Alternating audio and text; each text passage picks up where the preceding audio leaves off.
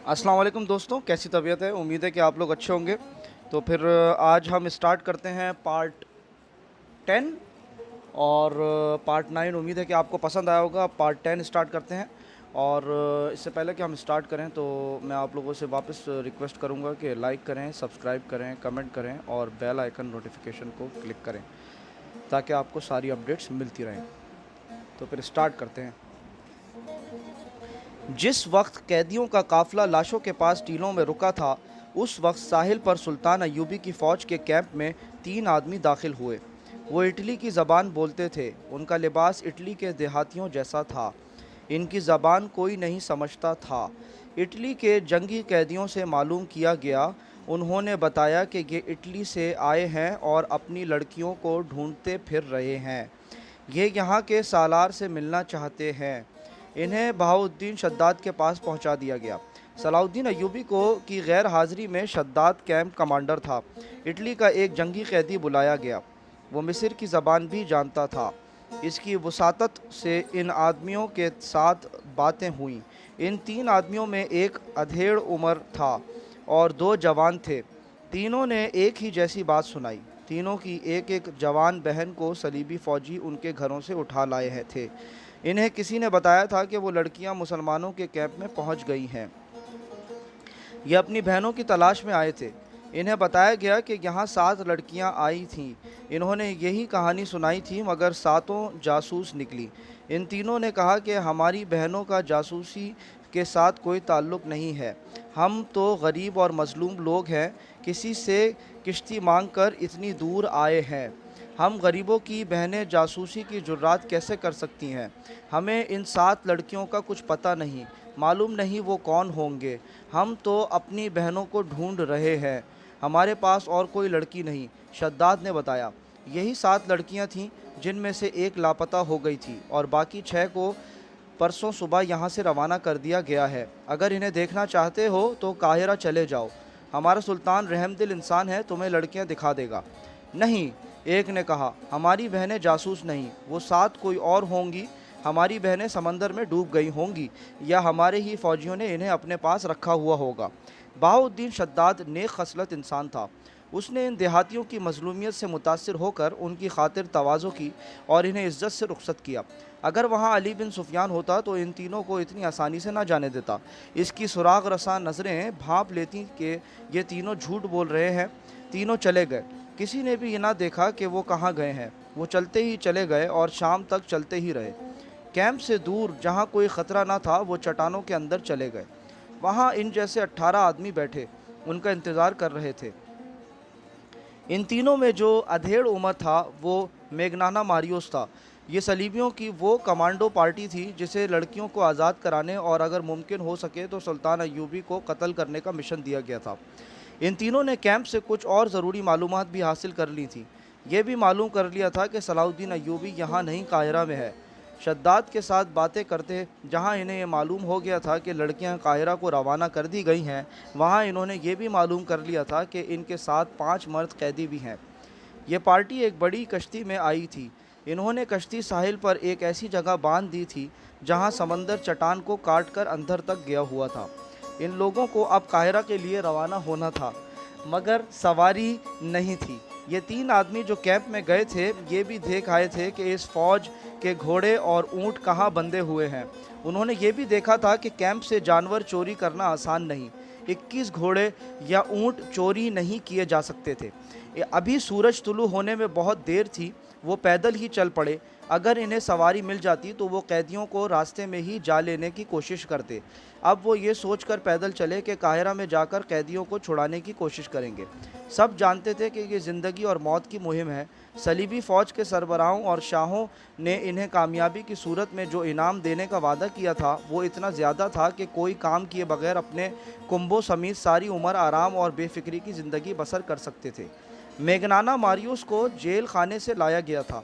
उसे डाका जनी के जुर्म में 30 साल सजाए कैद दी गई थी।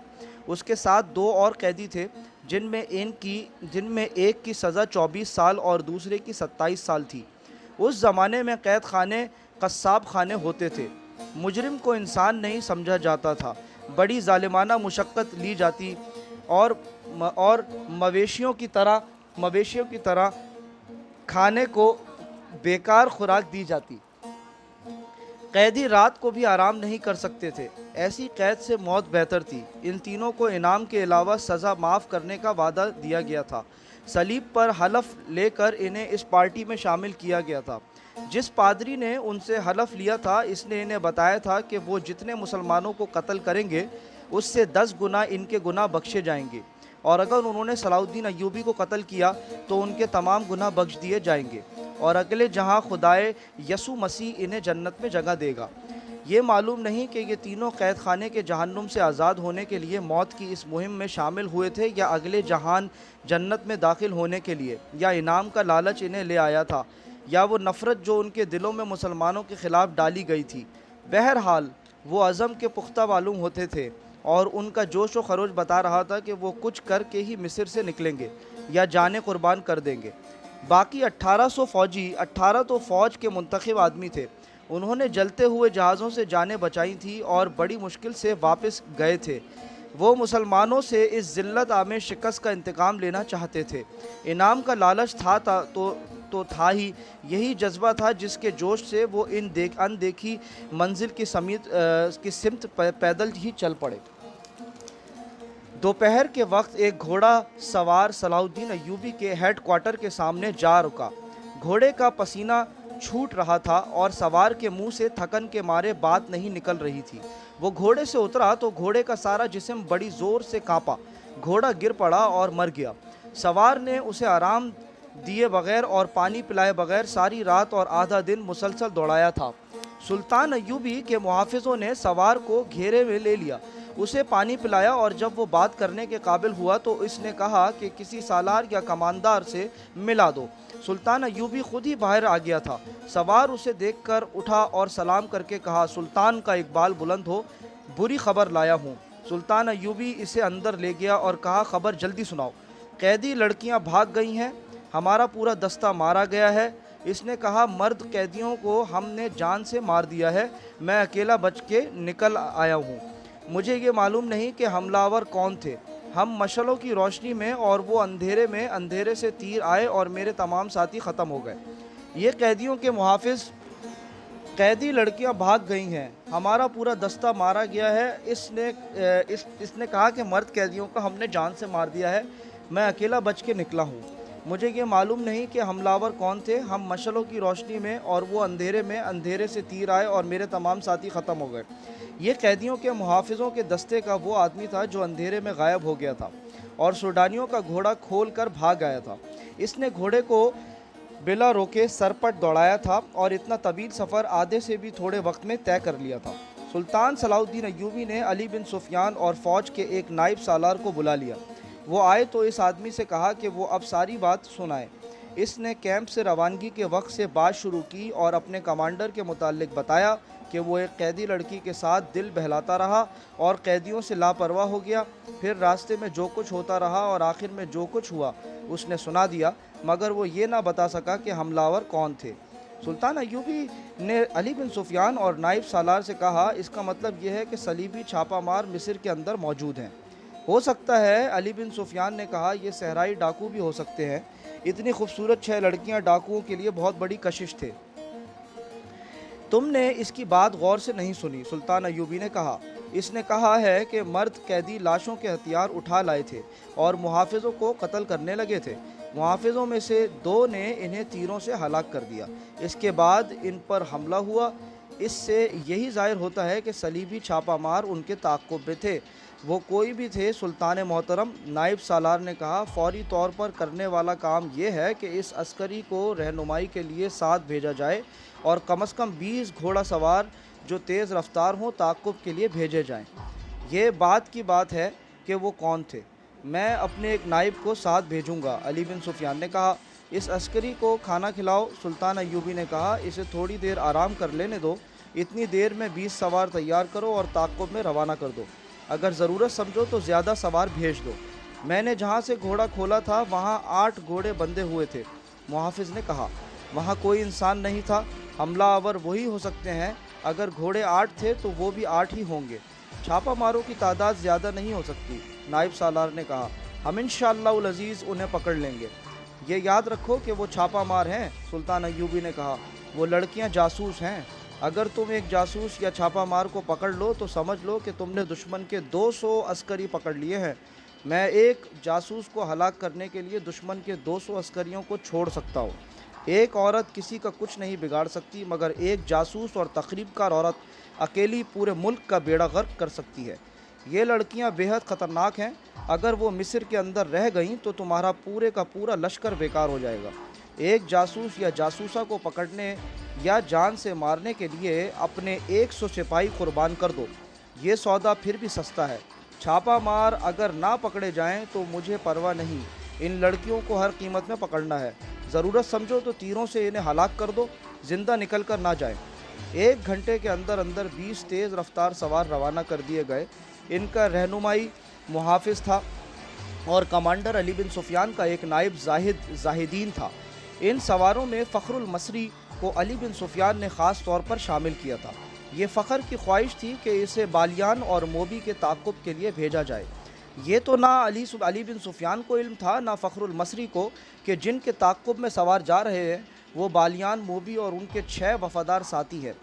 इधर से ये 20 सवार रवाना हुए, जिनमें 21वां इनका कमांडर था। इनका हदफ लड़कियां थीं और इन्हें छुड़ाकर ले जाने वाले। उधर से सलीबियों के 20 कमांडो आ रहे थे, जिनमें 21वां उनका कमांडर था। उनका भी हदफ यही लड़कियां थीं, मगर उनकी कमज़ोरी ये थी कि वो पैदल आ रहे थे। दोनों पार्टियों में से किसी को भी ये मालूम न था कि जिनके ताक़ुब में वो जा रहे हैं वो कहाँ हैं। सलीबियों की कमांडो पार्टी अगले रोज़ सूरज गुरूब होने से कुछ देर पहले खासा फासला तय कर चुकी थी। रास्ता ऊपर चढ़ रहा था और वो इलाका नशेब व फराज का था। ये लोग बुलंदी पर गए तो इन्हें दूर एक मैदान में, जहाँ खजूर के बहुत से दरख्तों के साथ 2 मिस्री कस्म के दरख्त भी थे, बेशुमार ऊँट खड़े नज़र आए। इन्हें बिठा बिठा कर उनसे सामान उतारा जा रहा था। 12-14 घोड़े भी थे।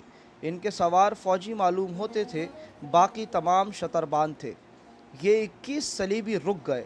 इन्होंने एक दूसरे की तरफ देखा, जैसे इन्हें यकीन ना आ रहा हो कि वो ऊँट और घोड़े हैं। यही इनकी ज़रूरत थी। इनके कमांडर ने पार्टी को रोक लिया और कहा, हम सच्चे दिल से सलीब पर हाथ रख कर कसम खा कर आए हैं।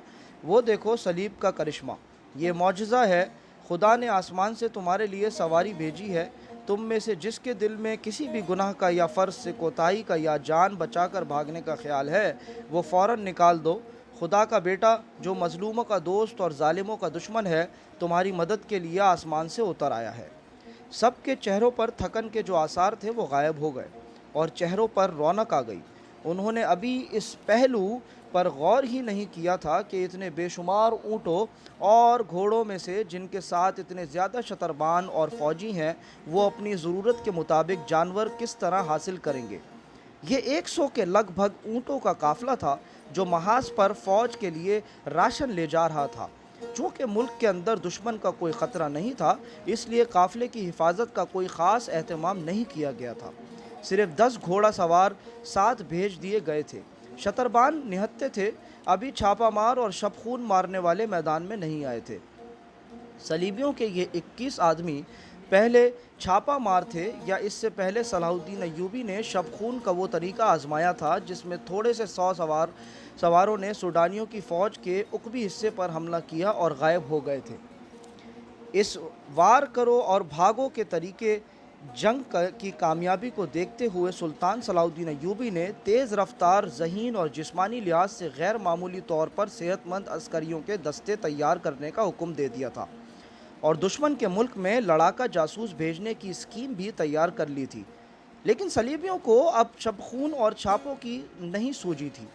किसी निजी काफ़िले को डाकू बाज़ औक़ात लूट लिया करते थे। सरकारी काफ़िले हमेशा महफूज रहते थे, इसीलिए फ़ौजों के रसद के काफ़िले बेखौफ व ख़तर रवां दवां रहते थे। इससे पहले भी इसी महाज के लिए 2 बार रसद के काफ़िले जा चुके थे और इसी इलाके से गुज़रे थे, लिहाजा हिफाजती इक़दामात की ज़रूरत नहीं समझी जाती थी। ये काफ़िला भी ख़तरों से बेपरवाह महाज को जा रहा था और रात के लिए यहाँ पड़ाव कर रहा था। इससे थोड़ी ही दूर काफ़िले के लिए बहुत बड़ा ख़तरा आ रहा था। सलीबी कमांडर ने अपनी पार्टी को एक नशेब में बिठा लिया और दो आदमियों से कहा कि वो जाकर ये देखें कि काफिले में कितने ऊँट, कितने घोड़े, कितने मुसल्लह आदमी और ख़तरे क्या क्या हैं। फिर वो रात को हमला करने की स्कीम बनाने लगा। उनके पास हथियारों की कमी नहीं थी, जज्बे की भी कमी नहीं थी।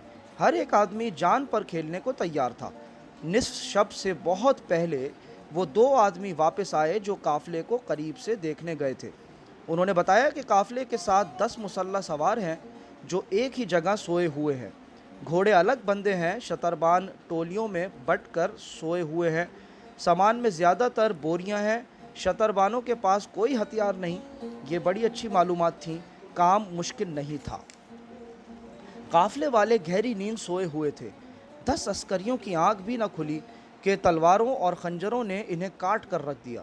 सलीबी छापामारों ने यह काम इतनी खामोशी और आसानी से कर लिया कि बेशतर शतरबानों की आंख ही न खुली और जिनकी आंख खुली वो समझ ही न पाए कि ये क्या हो रहा है। जिसके मुंह से आवाज़ निकली वो इसकी ज़िंदगी की आखिरी आवाज़ साबित हुई। छापामारों ने शतरबानों को हिरासा करने के लिए चीखना शुरू कर दिया। सोए हुए शतरबान घबराकर हड़बड़ाकर उठे, ऊँट भी बिदक कर उठने लगे। सलीबियों ने शतरबानों का कत्लेआम शुरू कर दिया। बहुत तोड़े भाग सके। सलीबी कमांडर ने चिल्लाकर कहा, यह मुसलमानों का राशन है, तबाह कर दो, ऊँटों को भी हलाक कर दो। उन्होंने ऊँटों के पेटों में तलवारें घोंपनी शुरू कर दी। ऊँटों के वावेले से रात कांपने लगी। कमांडर ने घोड़े देखे, 12 थे, 10 सवारों के लिए और 2 फालतू। उसने 9 ऊँट अलग कर लिए। सूरज तुलू हुआ तो पड़ाव का मंजर बड़ा भयानक था। बेशुमार लाशें बिखरी हुई थी। बहुत से ऊँट मर चुके थे, कई तड़प रहे थे, कुछ इधर उधर भाग गए थे। हर तरफ खून ही खून था। जिधर निगाह जाती थी ऊँट मरे हुए या तड़पते नज़र आते थे। राशन की बोरियां फटी हुई थीं। आटा और खाने का दीगर सामान खून में बिखरा हुआ था। 12 के 12 घोड़े गायब थे और वहाँ कोई जिंदा इंसान मौजूद नहीं था। छापा मार दूर निकल गए थे। उनकी सवारी की ज़रूरत पूरी हो गई थी। अब वो तेज़ रफ्तारी से अपने शिकार को ढूंढ सकते थे। शिकार दूर नहीं था। बालियान का दिमाग पहले ही मोबी के हुस्न और जवानी और शराब के ने माऊफ कर रखा था। अब इसके पास 7 हसीन और जवान लड़कियां थीं। वो ख़तरों को भूल ही गया था। मोबी इसे बार बार कहती थी, इतना ज़्यादा कहीं रुकना ठीक नहीं, जितनी जल्दी हो सके समंदर तक पहुंचने की कोशिश करो, हमारा ताक़ुब हो रहा होगा। मगर बालियान बेफिक्री बादशाहों की तरह कहका लगाकर इसकी बात सुनी अनसुनी कर देता था। लड़कियों को जिस रात आज़ाद कराया गया था, इससे अगली रात वो एक जगह रुके हुए थे। बालियान ने मोबी से कहा कि हम 7 मर्द हैं और तुम 7 लड़कियां हो। मेरे इन 6 दोस्तों ने मेरा साथ बड़ी दयानतदारी से दिया है। मैं उनकी मौजूदगी में तुम्हारे साथ रंग रलियाँ मनाता रहा, फिर भी वो नहीं बोले। अब मैं इन्हें इनाम देना चाहता हूँ। तुम एक एक लड़की मेरे एक एक दोस्त के हवाले कर दो और इन्हें कहो कि ये तुम्हारे वफादारी का तोहफ़ा है। ये नहीं हो सकता, मोबी ने गुस्से से कहा। हम फ़ाहिशा नहीं हैं। मेरी मजबूरी थी कि मैं तुम्हारे हाथ में खिलौना बनी रही। ये लड़कियां तुम्हारी ख़रीदी हुई लौंडियां नहीं हैं। मैंने तुम्हें किसी वक्त भी शरीफ लड़की नहीं समझा। बालियान ने शाहाना जलाल से कहा, तुम सब हमारे लिए अपने जिस्मों का तोहफ़ा लाई हो। ये लड़कियां मालूम नहीं कितने मर्दों के साथ खेल चुकी हैं, इनमें एक भी मरियम नहीं। हम अपना फ़र्ज़ पूरा करने के लिए जिस्मों का तोहफ़ा देती हैं। मोबी ने कहा, हम अय्याशी के लिए मर्दों के पास नहीं जाती। हमें हमारी कौम और हमारे मज़हब ने एक फ़र्ज़ सौंपा है। इस फ़र्ज़ की अदायगी के लिए हम अपना जिस्म, अपना हुस्न और अपनी इस्मत को हथियार के तौर पर इस्तेमाल करती हैं। हमारा फ़र्ज़ पूरा हो चुका है। अब तुम जो कुछ कह रहे हो यह अय्याशी है जो हमें मंजूर नहीं। जिस रोज़ हम अय्याशी में उलझ गईं, इस रोज़ से सलीब का ज़वाल शुरू हो जाएगा। सलीब टूट जाएगी। हम अपनी इस्मत के शीशे को तोड़ देती हैं ताकि सलीब ना टूटे। हमें ट्रेनिंग दी गई है कि एक मुसलमान सरबराह को तबाह करने के लिए 10 मुसलमानों के साथ रातें बसर करना जायज़ है और कार सवाब है। मुसलमानों के एक मजहबी पेशवा को अपने जिस्म से नापाक करने को हम एक अजीम कार खैर समझती है। तो इसका मतलब ये हुआ कि तुम सलीब की बका के लिए मुझे इस्तेमाल कर रही हो। बालियान ने एहसासात आहिस्ता आहिस्ता जागने लगे। क्या तुम मुझे सलीब का मुहाफ़िज़ बनाना चाहती हो? क्या तुम अभी तक शक में हो? मोबी ने कहा, तुमने सलीब के साथ क्यों दोस्ती की है? सलाहुद्दीन अय्यूबी की हुक्मरानी से आज़ाद होने के लिए بالیان نے کہا، سلیب کی حفاظت کے لیے نہیں، میں مسلمان ہوں لیکن اس سے پہلے میں سوڈانی ہوں، میں سب سے پہلے صلیبی ہوں۔ موبی نے کہا، عیسائی ہوں اور اس کے بعد اس ملک کی بیٹی ہوں جہاں میں پیدا ہوئی تھی۔ موبی نے اس کا ہاتھ اپنے ہاتھوں میں لے کر کہا، اسلام کوئی مذہب نہیں، اس لیے تم اپنے ملک کو اس پر ترجیح دے رہے ہو، یہ تمہاری نہیں تمہارے مذہب کی کمزوری ہے۔ تم میرے ساتھ سمندر پار چلو تو میں تمہیں اپنا مذہب دکھاؤں گی، تمہیں اپنے مذہب کو بھول جاؤ گے۔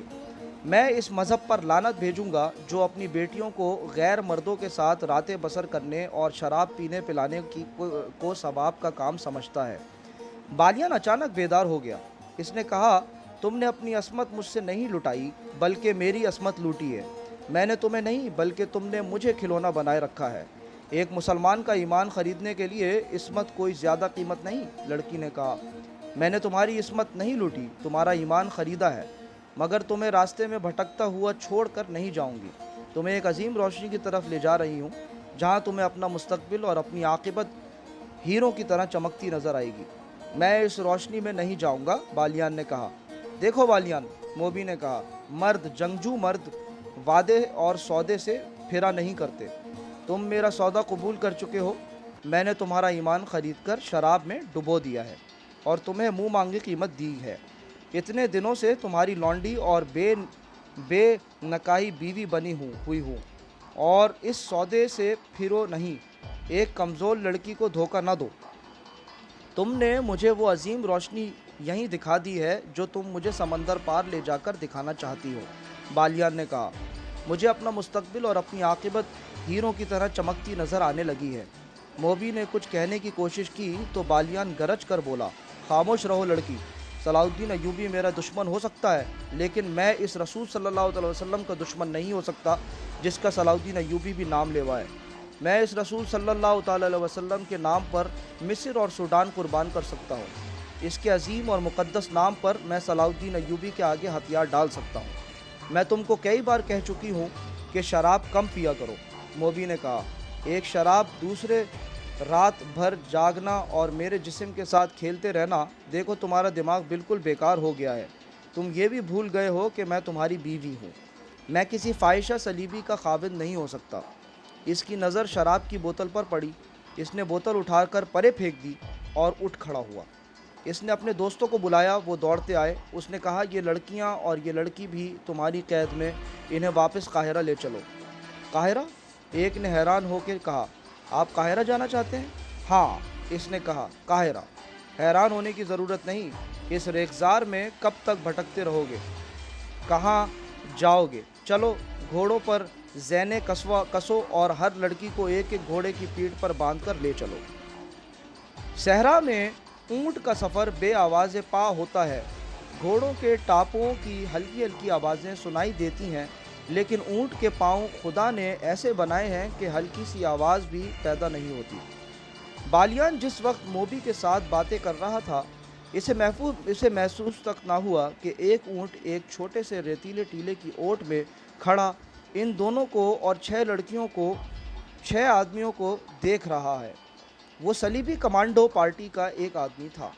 اس پارٹی کا کمانڈر عقل مند آدمی تھا۔ بالیان کے ڈیرے سے تقریباً نصف میل دور اس نے پڑاؤ کیا تھا۔ اس کے وہم و گمان میں بھی نہیں تھا کہ اس کا شکار اس سے نصف میل دور ہے۔ اس نے فوجی دانش مندی سے کام لیتے ہوئے رات کو 3 آدمیوں کو یہ ڈیوٹی دی تھی کہ وہ اونٹوں پر سوار ہو کر دور دور تک گھوم آئیں اور جہاں انہیں کوئی خطرہ یا کام کی کوئی چیز نظر آئے آ کر اطلاع دیں۔ اس کام کے لیے اونٹ ہی موزوں سواری تھی کیونکہ اس کے پاؤں کی آواز نہیں ہوتی۔ تینوں سوار مختلف سمتوں کو چلے گئے تھے۔ یہ سارا علاقہ ایسا تھا کہ پڑاؤ کے لیے نہایت اچھا تھا، اس لیے کمانڈر نے سوچا تھا کہ یہاں کسی اور نے بھی ڈیرے ڈال رکھے ہوں گے۔ ایک شتر سوار کو روشنی سی نظر آئی تو وہ اس طرف چل پڑا۔ یہ ایک چھوٹی مشعل تھی جو بالیان کے عارضی کیمپ میں جل رہی تھی۔ شتر سوار آگے گیا تو ایک ٹیلے کے پیچھے ہو گیا۔ یہ اتنا ہی اونچا تھا کہ اونٹ پر سوار ہو کر آگے دیکھا جا سکتا تھا۔ اونٹ اور سوار اس کے پیچھے چھپ گئے تھے۔ اسے ہلکی پھلکی روشنی میں لڑکیاں نظر آئیں جو بالیان کے فوجی دوستوں کے ساتھ گپ شپ لگا رہی تھیں۔ ان سے کچھ دور ایک اور لڑکی ایک آدمی کے ساتھ باتیں کرتی نظر آئی۔ ذرا پرے بہت سے گھوڑے بندھے ہوئے تھے۔ ان میں وہ گھوڑے بھی تھے جو ان لوگوں نے قیدیوں کے محافظوں کو قتل کر کے حاصل کیے تھے۔ صلیبی شتر سوار نے اونٹ کو موڑا، کچھ دور تک آہستہ آہستہ چلا اور پھر اونٹ دوڑا دیا۔ اونٹ کے لیے نصف میل کا فاصلہ کچھ بھی نہیں تھا۔ سوار نے اپنی پارٹی کو خوشخبری سنائی کہ شکار ہمارے قدموں میں ہے۔ کمانڈر نے ایک لمحہ بھی ضائع نہ کیا، شتر سوار سے ہدف کی تفصیل پوچھی اور پارٹی کو پیدل چلا دیا۔ گھوڑوں کے قدموں کی آواز سے شکار کے چوکنا ہو جانے کا خطرہ تھا۔ جس وقت یہ پارٹی بالیان کے ڈیرے تک پہنچی، بالیان حکم دے چکا تھا کہ ایک ایک لڑکی کو گھوڑے کی پیٹھ پر باندھ دو۔ اس کے دوست حیرت زدہ ہو کر بالیان کو دیکھ رہے تھے کہ اس کا دماغ خراب ہو گیا ہے۔ انہوں نے اس کے ساتھ بحث شروع کر دی اور وقت ضائع ہوتا رہا۔ بالیان نے انہیں بڑی مشکل سے قائل کیا کہ وہ جو کچھ کہہ رہا ہے ہوش ٹھکانے رکھ کر کہہ رہا ہے اور قاہرہ چلے جانے میں ہی مصلحت اور عافیت ہے۔ لڑکیاں پریشانی کے عالم میں اسے دیکھ رہی تھیں۔ بالیان کے آدمیوں نے گھوڑوں پر زینیں ڈالی اور لڑکیوں کو پکڑ لیا۔ اچانک ان پر آفت ٹوٹ پڑی۔ بالیان نے بلند آواز سے بار بار کہا، ہم ہتھیار ڈالنا چاہتے ہیں، لڑکیوں کو قاہرہ لے جا رہے ہیں۔ وہ حملہ آوروں کو سلطان ایوبی کے فوجی سمجھ رہا تھا، لیکن ایک خنجر نے اس کے دل میں اتر کر اسے خاموش کر دیا۔ اس کے دوست اتنے زیادہ آدمیوں کے ایسے اچانک حملے کا مقابلہ نہ کر سکے، سنبھلنے سے پہلے ہی ختم ہو گئے۔ صلیبیوں کا چھاپا کامیاب تھا، لڑکیاں آزاد ہو چکی تھیں۔ چھاپا مار انہیں فوراً اپنی جگہ لے گئے۔ انہوں نے کمانڈر کو پہچان لیا، وہ بھی ان کی پارٹی کا جاسوس تھا۔ انہوں نے رات وہیں بسر کرنے کا فیصلہ کیا اور پہرے کے لیے 2 سنتری کھڑے کر دیے جو ڈیرے کے ارد گرد گھومنے لگے۔ سلطان ایوبی کے بھیجے ہوئے سوار اس جگہ سے ابھی دور تھے جہاں سے قیدی لڑکیاں بالیان کے آدمیوں نے رہا کرائی تھیں۔ رات کو بھی چلے جا رہے تھے۔ وہ تعاقب میں وقت ضائع نہیں کرنا چاہتے تھے۔ رہنما ان کے ساتھ تھا، وہ راستہ اور جگہ بھولا نہیں تھا۔ وہ انہیں اس جگہ لے گیا جہاں ان پر حملہ ہوا تھا۔ ایک مشل جلا کر دیکھا گیا، وہاں رابن اور اس کے ساتھیوں کی لاشیں اور ان کے محافظوں کی لاشیں پڑی تھیں۔ یہ چیری پھاڑی اور کھائی ہوئی تھیں۔ اس وقت بھی صحرائی لومڑیاں اور گیدڑ انہیں کھا رہے تھے۔ سواروں کو دیکھ کر یہ درندے بھاگ گئے۔ دن کے وقت انہیں گدھ کھاتے رہے تھے۔ محافظ اپنے کمانڈر کو اس جگہ لے گیا جہاں سے اس نے گھوڑا کھولا تھا۔ وہاں سے مشل کی روشنی میں زمین دیکھی گئی۔ گھوڑوں کے قدموں کے نشان نظر آ رہے تھے اور سمت کی نشاندہی کر رہے تھے جدھر یہ گئے تھے، مگر رات کے وقت ان نشانوں کو دیکھ دیکھ کر چلنا بہت مشکل تھا۔ وقت ضائع ہونے کا اور بھٹک جانے کا ڈر تھا۔ رات کو وہیں قیام کیا گیا۔ صلیبی پارٹی کے کیمپ میں سب جاگ رہے تھے۔ وہ بہت خوش تھے۔ کمانڈر نے فیصلہ کیا تھا کہ سحر کی تاریکی میں بحیرہ روم کی طرف روانہ ہو جائیں گے۔ اس وقت میگنانا ماریوس نے کہا کہ مقصد ابھی پورا نہیں ہوا، صلاح الدین ایوبی کو قتل کرنا باقی ہے۔ کمانڈر نے کہا کہ یہ اس صورت میں ممکن تھا کہ وہ لڑکیوں کے پیچھے قاہرہ چلے جاتے۔ اب وہ قاہرہ سے بہت دور ہیں، اس لیے قتل کی مہم ختم کی جاتی ہے۔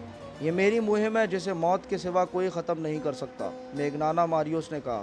میں نے صلاح الدین ایوبی کو قتل کرنے کا حلف اٹھایا ہے۔ مجھے ایک ساتھی اور ایک لڑکی کی ضرورت ہے۔ یہ فیصلہ مجھے کرنا ہے کہ ہمیں کیا کرنا ہے، کمانڈر نے کہا۔ سب پر فرض ہے کہ میرا حکم مانے۔ میں کسی کے حکم کا پابند نہیں، میگنانا ماریوس نے کہا۔ تم سب خدا کے حکم کے پابند ہو، کمانڈر نے اسے ڈانٹ کر دیا۔ میگنانا ماریوس کے پاس تلوار تھی۔ وہ اٹھ کھڑا ہوا اور کمانڈر پر تلوار سونت لی۔ ان کے ساتھی درمیان میں آ گئے۔ میگنانا ماریوس نے کہا، میں خدا کا دھتکارا ہوا انسان ہوں۔ میں گناہ اور بے انصافی کے درمیان بھٹک رہا ہوں۔ کیا تم جانتے ہو مجھے 30 سالوں کے لیے قید خانے میں کیوں کیا گیا تھا؟ 5 سال گزرے، میری ایک بہن جس کی عمر 16 سال تھی اغوا کر لی گئی تھی۔ میں غریب آدمی ہوں، میرا باپ مر چکا ہے، ماں اندھی ہے، میرے چھوٹے چھوٹے بچے ہیں۔ محنت مشقت کر کے میں ان سب کا پیٹ پالتا تھا۔ میں نے گرجے میں صلیب پر لٹکے ہوئے یسوع مسیح کے بت سے بہت دفعہ پوچھا تھا کہ میں غریب کیوں ہوں۔ میں نے کبھی گناہ نہیں کیا۔ میں دیانتداری سے اتنی محنت کرتا ہوں مگر میرے کنبے کے پیٹ پر پھر بھی خالی رہتے ہیں۔ میری ماں کو خدا نے کیوں اندھا کیا ہے؟ یسوع مسیح نے مجھے کوئی جواب نہیں دیا۔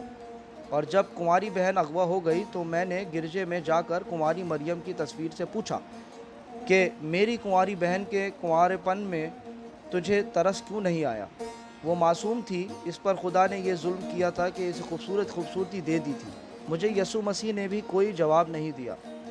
मुझे कुंवारी मरियम ने भी कोई जवाब नहीं दिया। एक रोज़ मुझे एक बहुत ही अमीर आदमी के नौकर ने बताया कि तुम्हारी बहन इस अमीर आदमी के घर में है। वो अय्याश आदमी है, कुंवारियों को अगवा कराता है, थोड़े दिन उनके साथ खेलता है और इन्हें कहीं गायब कर देता है। लेकिन वो आदमी बादशाह के दरबार में बैठता है, लोग इसकी इज्जत करते हैं। बादशाह ने इसे रुतबे की तलवार दी है। गुनाहगार होते हुए खुदा इस पर खुश है। दुनिया का कानून उसके हाथ में खिलौना है। मैं इसके घर गया और अपनी बहन वापस मांगी। इसने मुझे धक्के देकर अपने महल से निकाल दिया। मैं फिर गिरजे में गया, यसु मसीह के बुत और कुंवारी मरियम की तस्वीर के आगे रोया। खुदा को पुकारा, मुझे किसी ने जवाब नहीं दिया। मैं गिरजे में अकेला था। पादरी आ गया, इसने मुझे डांट कर गिरजे से निकाल दिया। कहने लगा, यहाँ से 2 तस्वीरें चोरी हो चुकी हैं, निकल जाओ वरना पुलिस के हवाले कर दूंगा। मैंने हैरान होकर इससे पूछा, क्या ये खुदा का घर नहीं है? इसने जवाब दिया, तुम मुझसे पूछे बगैर खुदा के घर में कैसे आए? अगर गुनाहों की माफ़ी मांगनी है तो मेरे पास आओ, अपना गुनाह बयान करो, मैं खुदा से कहूँगा कि तुम्हें बख्शिश दे। तुम खुदा से बराह रास्त कोई बात नहीं कर सकते। जाओ, निकलो यहाँ से। और मेरे दोस्तों, मुझे खुदा के घर से निकाल दिया गया। वो ऐसे लहजे में बोल रहा था कि सब पर सन्नाटा तारी हो गया। लड़कियों के आंसू निकल आए। सहरा की रात के सुकूत में इसकी बातों का तासुर सब पर तिलिस्म बनकर तारी हो गया। वो कह रहा था, मैं पादरी को, यसु मसीह के बुत को, कुंवारी मरियम को, तस्वीर को और उस खुदा को जो मुझे गिरजे में नज़र नहीं आया, शक की नज़रों से देखता निकल आया। घर गया तो अंधी माँ ने पूछा, मेरी बच्ची आई या नहीं? मेरी बीवी ने पूछा, मेरे बच्चों ने पूछा। मैं भी बुत और तस्वीर की तरह चुप रहा, मगर मेरे अंदर से एक तूफ़ान उठा और मैं बाहर निकल गया। मैं सारा दिन घूमता फिरता रहा। शाम के वक्त मैंने एक खंजर ख़रीदा और दरिया के किनारे टहलता रहा। रात अंधेरी हो गई और बहुत देर बाद मैं एक तरफ चल पड़ा। मुझे इस महल की बत्तियां नज़र आईं जहां मेरी बहन कैद थी। मैं बहुत तेज़ चल पड़ा और इस महल के पिछवाड़े में चला गया। मैं इतना चालाक और होशियार आदमी नहीं था, लेकिन मुझ में चालाकी आ गई। मैं पिछले दरवाजे से अंदर चला गया। महल के किसी कमरे में शोर शराबा था, शायद कुछ लोग शराब पी रहे थे। मैं एक कमरे में दाखिल हुआ तो एक नौकर ने मुझे रोका। मैंने खंजर इसके सीने पर रख दिया और अपनी बहन का नाम बताकर पूछा कि वो कहाँ है। नौकर मुझे अंदर की सीढ़ियों से ऊपर ले गया और एक कमरे में दाखिल करके कहा कि यहाँ है। मैं अंदर गया तो मेरे पीछे दरवाज़ा बंद हो गया। कमरा खाली था। दरवाज़ा खुला और बहुत से लोग अंदर आ गए। उनके पास तलवारें और डंडे थे। मैंने कमरे की चीज़ें उठा कर इन पर फेंकनी शुरू कर दी। बहुत तोड़ फोड़ की। उन्होंने मुझे पकड़ लिया, मुझे मारा पीटा और मैं बेहोश हो गया। होश में आया तो मैं हथकड़ियों और बेड़ियों में जकड़ा हुआ था। मेरे खिलाफ़ इल्ज़ाम ये थे कि मैंने डाका डाला, बादशाह के दरबारी का घर बर्बाद किया और 3 आदमियों को कत्ल की नीयत से ज़ख्मी किया। मेरी फरियाद किसी ने न सुनी और मुझे 30 साल सजाए कैद देकर कैद खाने के जहन्नुम में फेंक दिया। अभी 5 साल पूरे हुए हैं, मैं इंसान नहीं रहा। तुम कैद खाने की सख्तियाँ नहीं जानते। दिन के वक्त मवेशियों जैसा काम लेते हैं और रात को कुत्तों की तरह जंजीर डालकर कोठरियों में बंद कर देते हैं। मुझे कुछ मालूम नहीं था कि मेरी अंधी माँ ज़िंदा है या मर चुकी है। बीवी बच्चों का भी कुछ पता न था। मुझे ख़तरनाक डाकू समझकर किसी से मिलने नहीं दिया जाता था। मैं हर वक्त सोचता रहता था कि खुदा सच्चा है या मैं सच्चा हूँ। सुना था कि खुदा बेगुनाहों को सज़ा नहीं देता, मगर मुझे खुदा ने किस गुनाह की सज़ा दी? मेरे बच्चों को किस गुनाह की सज़ा दी थी? मैं 5 साल इसी उलझन में मुब्तला रहा। कुछ दिन गुज़रे, फ़ौज के 2 अफसर कैद खाने में आए। वो इस काम के लिए जिस पर हम आए हुए हैं आधी आदमी तलाश कर रहे थे। मैं अपने आप को पेश नहीं करना चाहता था क्योंकि ये बादशाहों के लड़ाई झगड़े थे। मुझे किसी बादशाह के साथ दिलचस्पी नहीं थी। लेकिन मैंने जब सुना कि चंद एक ईसाई लड़कियों को मुसलमानों की कैद से आज़ाद कराना है तो मेरे दिल में अपनी बहन का ख्याल आ गया। हमें बताया गया था कि मुसलमान काबिल नफ़रत कौम है। मैंने ये इरादा किया कि मैं ईसाई लड़कियों को मुसलमानों की कैद से आज़ाद कराऊंगा तो खुदा अगर सच्चा है तो मेरी बहन को इस जालिम ईसाई के पंजे से छुड़ा देगा। फिर फ़ौजी अफसरों ने कहा कि एक मुसलमान बादशाह को कत्ल करना है, तो मैंने इसे जज़ा का काम समझा और अपने आप को पेश कर दिया। मगर शर्त ये रखी कि मुझे इतनी रकम दी जाए जो मैं अपने कुंबे को दे सकूं। उन्होंने रकम देने का वादा किया और ये भी कहा कि अगर तुम समंदर पार मारे गए तो तुम्हारे कुंबे को इतनी ज़्यादा रकम दी जाएगी कि सारी उम्र के लिए वो किसी के मोहताज नहीं रहेंगे। इसने अपने साथियों की तरफ इशारा करके कहा, ये दो मेरे साथ कैद खाने में थे। उन्होंने भी अपने आप को पेश कर दिया। हमसे सैकड़ों बातें पूछी गईं। हम तीनों ने इन्हें यकीन दिला दिया कि हम अपनी कौम और अपने मज़हब को धोखा नहीं देंगे। मैंने दरअसल अपने कुंबे के लिए अपनी जान फ़रोख्त कर दी है। कैद खाने से निकालने से पहले एक पादरी ने हमें बताया कि मुसलमानों का कत्ल तमाम गुनाह बख्शवा देता है और ईसाई लड़कियों को मुसलमानों की कैद से आज़ाद कराओगे तो सीधे जन्नत में जाओगे। मैंने पादरी से पूछा कि खुदा कहाँ है। इसने जो जवाब दिया, इससे मेरी तसल्ली ना हुई। मैंने सलीब पर हाथ रखकर हलफ उठाया, हमें बाहर निकाला गया है। मुझे मेरे घर ले गए। मेरे घर वालों को इन्होंने बहुत सी रकम दी। मैं मुतमईन हो गया। अब मेरे दोस्तों, मुझे अपना हलफ पूरा करना है। मैं देखना चाहता हूँ कि मेरा खुदा कहाँ है। क्या एक मुसलमान बादशाह को कत्ल करके खुदा नज़र आ जाएगा? तुम पागल हो, कमांडर ने कहा।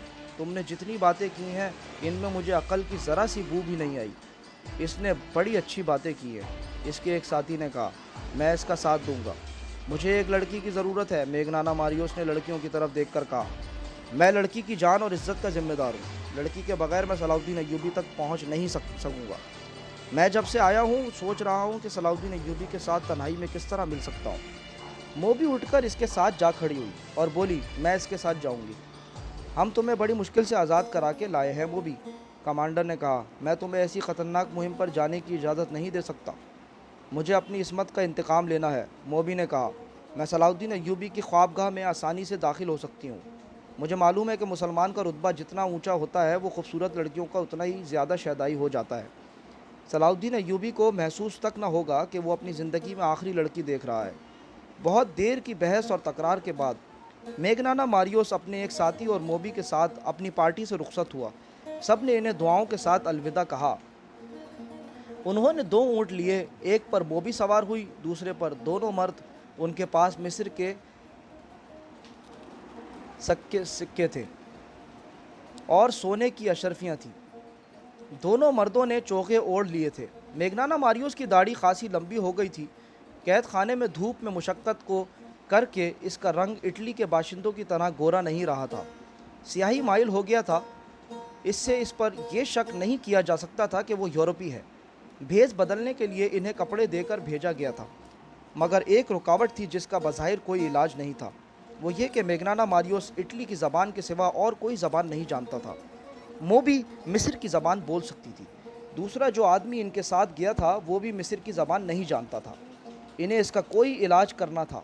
वो रात को ही चल पड़े। मोबी रास्ते से वाकिफ़ हो चुकी थी। वो काहिरा से ही आई थी। मेघनाना मारियोस ने इस पर भी एक चोगा डाल दिया और इसके सर पर दुपट्टे की तरह चादर ओढ़ा दी।